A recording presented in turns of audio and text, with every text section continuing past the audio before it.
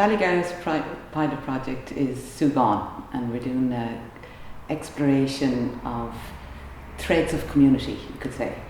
And it's based on the theme of hay rope making, and we're using that as a metaphor for exploring fabric of community. So there's a carers group, there's a social service centre, there's elderly, there's the ladies football team. So we're going to, each of these groups will make a length of Sugán rope.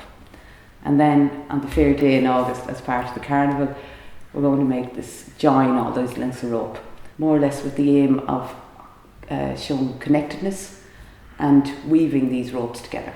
And we're looking at the idea of mehel also.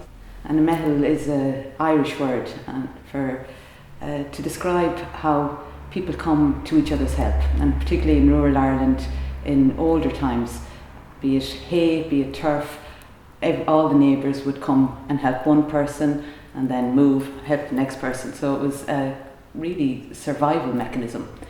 And we're investigating mehel in a modern context. I said to someone, the hardest thing in the world is to speak amongst your own, You can be a flash Harry when you're elsewhere, they don't know you, they don't know where you're coming from, But it's awfully hard to be a flash Harry amongst your own people, We had worked out that we'd invite Philip Pettit, who's a world-renowned philosopher, born and bred Ballygar, so we said, as a neighbour, will you come home and join us and be part of the mehel? And he was delighted and he agreed. The man that I really think of as he was totally at the centre of the Irish Republican Revolution in 1798 is Theobald Wolfe Tone. Not a name you hear much around Ireland, is it? Wolfe Tone or Tone? Does anyone here know anyone called by the name of Tone? It's very interesting. I mean, he was actually himself a Protestant at the turn of the time. He was himself of the Anglican background, but was very tied up with the Republican way of thinking, as he would have understood it. And he would have associated it with the American Revolution and, of course, with the French Revolution. The project is a really slow kind of, no big fireworks and no big flash, that it's very much about relationships, one-to-one, personal invites, very much community.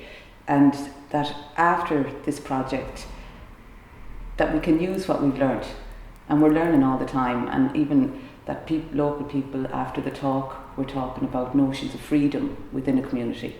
That's a legacy. And if we're in the schools with kids, there will be legacies from this, and we're really interested in that it's not necessarily, of course it's about 2020, but it's about longer than that for us.